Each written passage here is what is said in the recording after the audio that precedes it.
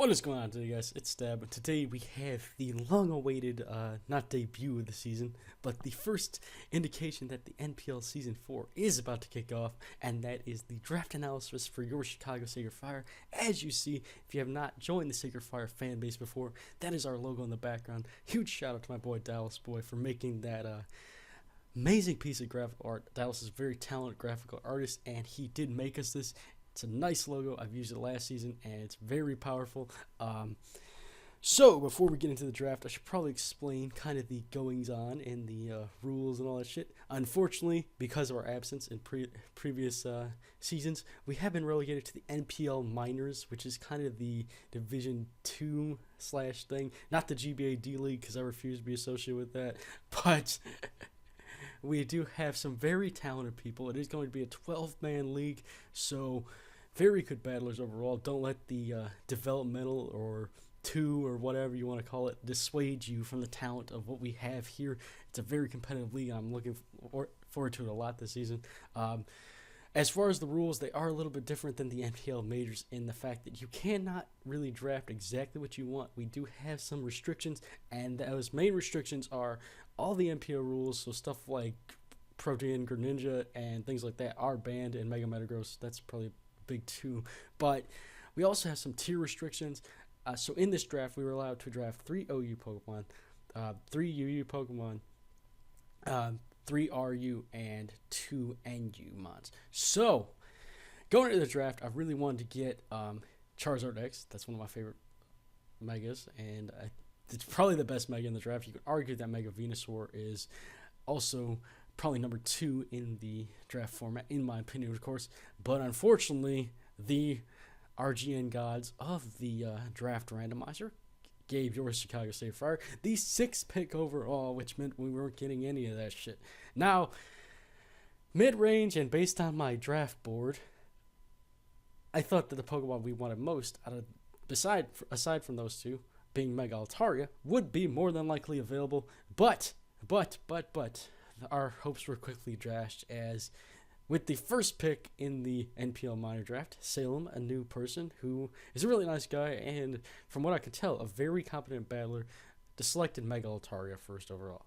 Now, in my opinion, that you could argue that Mega Altaria is a very worthy mod of the first overall selection, but in my opinion, he did reach a little bit. But again, kind of a flip-flop here. Mega Altaria is very versatile. It can do a lot of different sets. It has a very wide move pool, and it has very good stats to take advantage of things that it can do. So, I mean, I wouldn't have drafted first overall, but I can definitely see why it was selected in that manner. So, the draft progressed along. Your favorites, such as Mega Venusaur, Mega Charizard X, were all drafted. It got around to the 4th or 5th pick, and then our backup plan for Mega Altaria at that range was Mega Pinscher. Unfortunately, we had to decide between Mega Pinscher and Mega Altaria.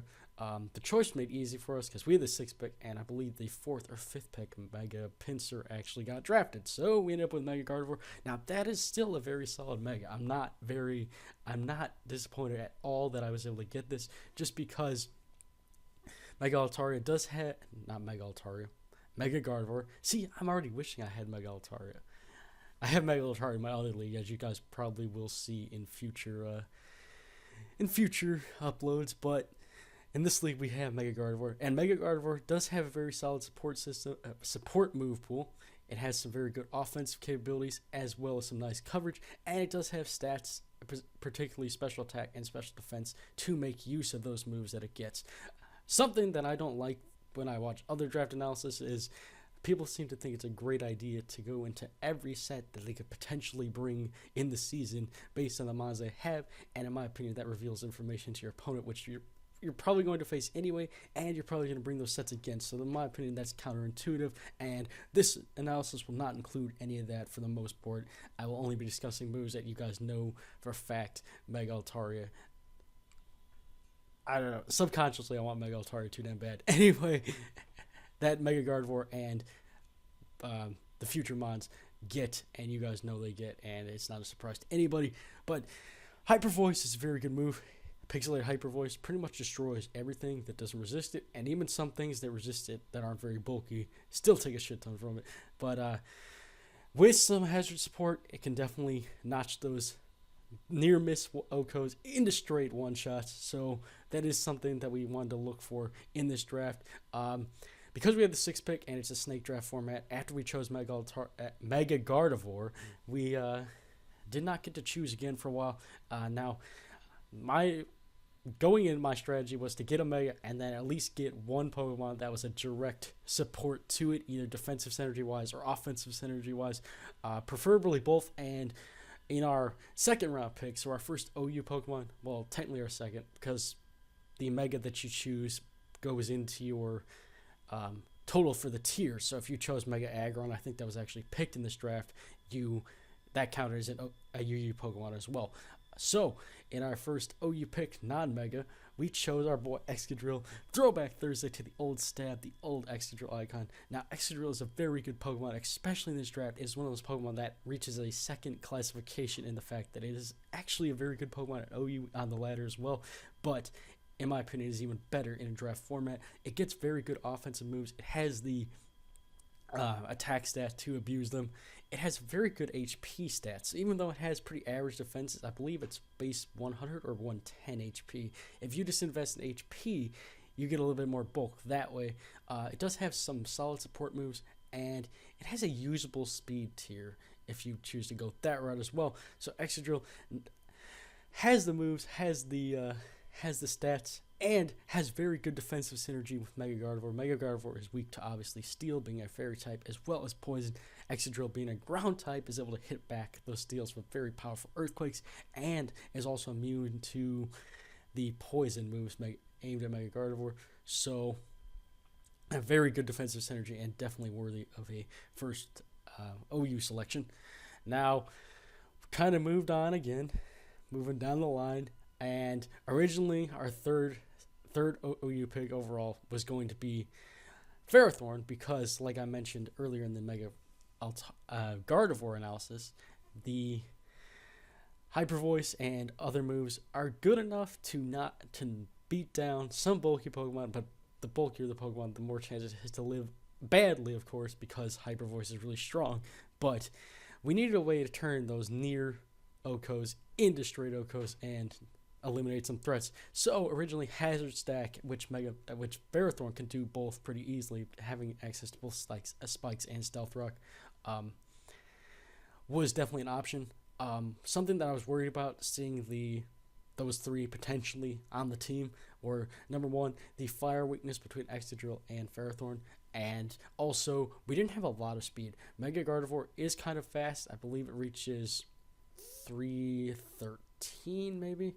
Don't quote me on that. But that's our fastest mod. Excadrill is barely over 300 max speed Jolly, and of course Ferrothorn is slow as shit. So I was very concerned about the speed, which kind of wiped Ferrothorn off the table just because, as you'll see later in the draft, we get a similar Pokemon to Ferrothorn, which covered that role anyway. But I wanted to go for speed in the OU tier just because it does have fast mods available, and mod I was looking at was Weavile.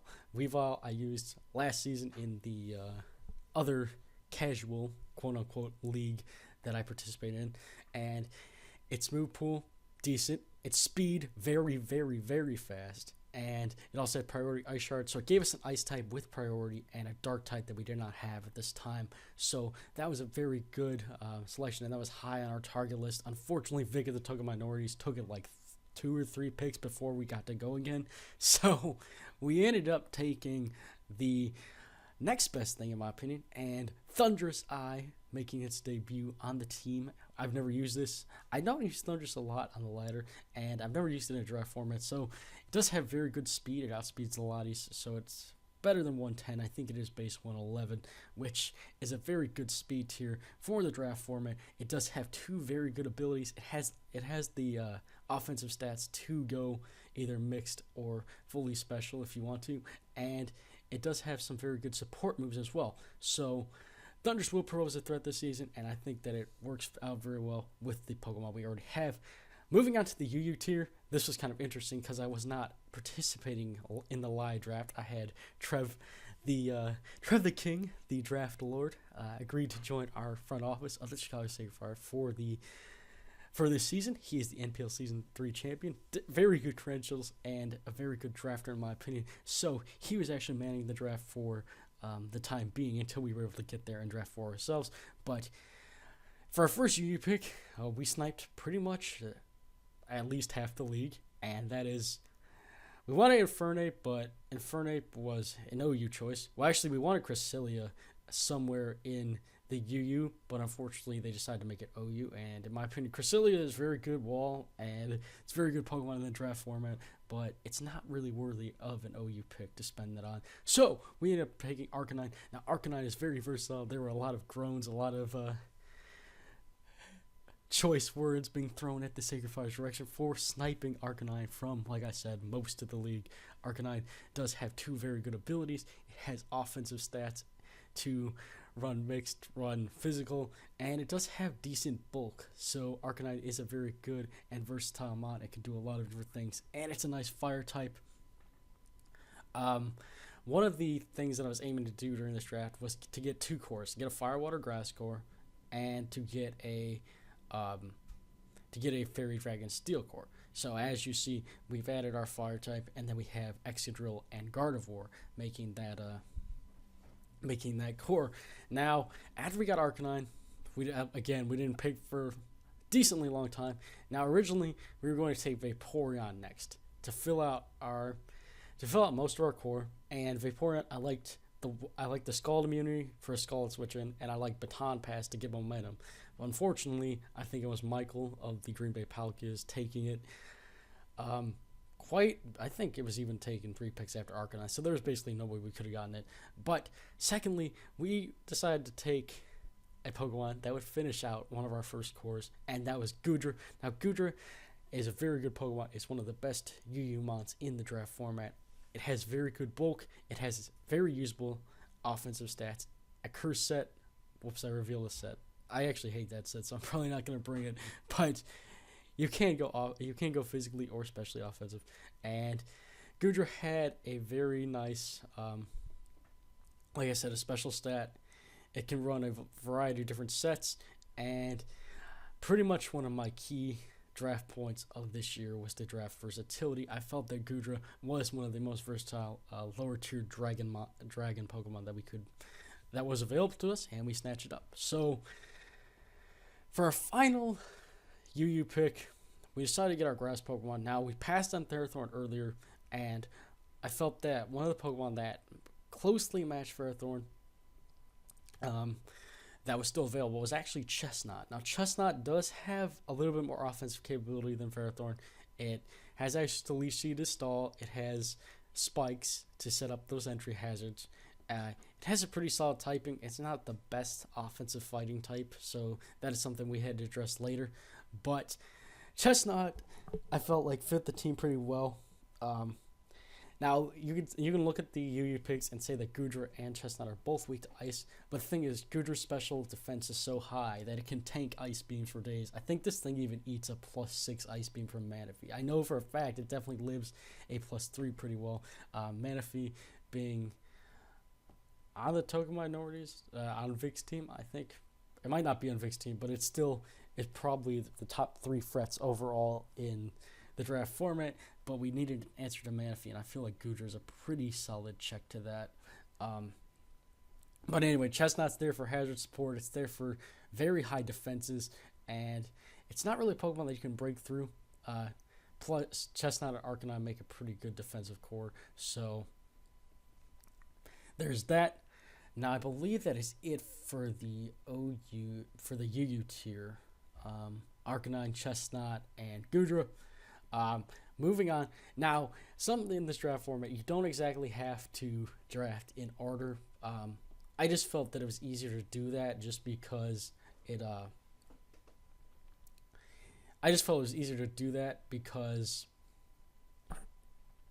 way to keep track of that. Anyway, so going to RU, one of the mods that we wanted to target was Scrafty. We still didn't have a solid offensive fighting type, and we didn't have a dark type at this point either. So I went to draft Scrafty, and apparently Scrafty was RU and I was UU, and I didn't feel that was one of the top tier RU Pokemon regardless. So we decided to go with Dugtrio, and I saw my boy Joey use Dugtrio pretty well.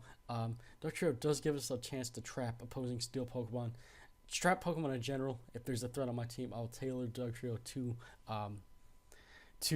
trap that as well. It does have a decent support movable. It doesn't have the best offensive moves available, but it does have a nice 372 edge jolly speed, which outspeeds quite a bit of things. It can easily trap them. Gives me a secondary stealth rock setter, and I just felt that it was a very good Pokemon for the value of where it was at. So that would be our first RU. Now that we realize that Scrafty was classified as UU, another slightly bad classification on Toge's part. Shout out to my boy Toge. He drafted a powerful team in the majors this season. So please go support the Portland Timbers. But yeah, so they classified Scrafty as UU, and we couldn't get it. So for our second RU choice, we actually chose NU Pokemon just because we thought it'd be pretty popular. It's actually an NU Pokemon, but like I said, it would be pretty popular because of the speed tier, because of the bulk it had, because of the offensive moves available to it, and that is Tauros. Tauros is actually, I believe, 350 speed, so it's as fast as the Lotties. It's as fast as Gengar. It has two very usable abilities. It has very good offensive coverage options. Plus, for an NU Pokemon, it has a very strong attack stat. So I feel like even though Tauros was an NU choice, it was very worthy of RU selection, and it will pose a very big threat to teams that are not prepared this season.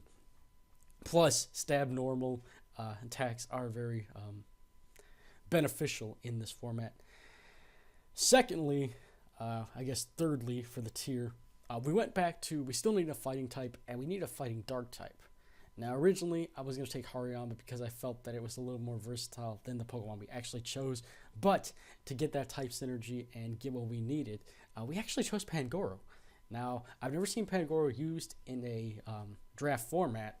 I know it's pretty slow, but I also know that it hits very hard. Plus, a Choice Scarf could potentially remedy its speed, and it hits like a truck. It has stab knockoff coming off a very, very good attack stat. Plus, it has some decent bulk. It is quad weak to fairy, but if you look at the fairies that were drafted, really the strongest offensive fairy that was drafted was Slurpuff, which is something that I definitely have things to check on my team. So fairy's not that big a deal. And the coverage that Pangoro gets can handle most of its offensive threats. So that leaves, I think that was all the RUs. I got Dugtrio, Pangoro, and Tauros. So last but not least was the NU tier. Now, originally we had wanted Rhyperior a lot as a bird check, but unfortunately that was taken really, really high. Actually, I think Tangrowth and Rhyperior were the two RU Pokemon that went the earliest. Both are very good in the format and definitely solid choices for where they were picked. But if we couldn't have Rhyperior, we decided on Rhydon. Now, Rhydon is very bulky with a Violate. Something that I don't like between the two is that, like a lot of Pokemon that carry the Violate, Rhydon is very dependent for its bulk on that item, and if it gets knocked off, if it gets damaged significantly, it's pretty much its longevity and its bulk go way down and aren't as useful as they would be. But it does give me a Stealth Rocker alternative. It can actually set up, so it does have very usable attack stat and definitely a nice bird check because there is a fucking Talonflame. So I'm pretty. So that was definitely a threat that we had to worry about. Now the last Pokemon was another Trev the Lord / Genius. Now this is one of those Pokemon that, if you compare it to like a sports show, it's a prediction where if it works out, this guy will look like a lord. If it tanks, I'm gonna murder Trev. That is an official threat from the Chicago Sacred Fire. I'm gonna put my signature stamp down on this shit and send it Trev's way because I'm hope he knows what he's doing. We do have Regice here.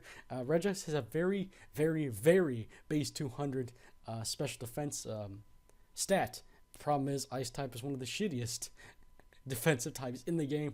Now it is really slow, but it does hit very hard for where it is. And we needed an Ice type, and we chose Regice, and I'm hoping that works out. Anyway, guys, that is the draft analysis. I'm very excited to be back in the NPL and very excited to participate in the season and use a lot of these mons on this team. I feel like our team is one of the best it's ever been, especially in the NPL, and I'm excited to get the season going. The first battles are happening. Well, some of the battles have actually already happened, but most of the battles will be the week of December 27th, and I think 27th is actually the upload day, so I'm going to get my battle done before then. But I guess in the comments you can leave a like on the video if you like my explanation of my team, if you like the mons I brought, if you want to suggest nicknames for some of the mons that I don't have yet. I do have some of them already filled out, but could always use help with that. And I guess that is it. Anyway, guys, I'm Stab, and I guess you should subscribe if you want to. Got to throw that in there for the channel plug. But I'm Stab, and I will see you guys later.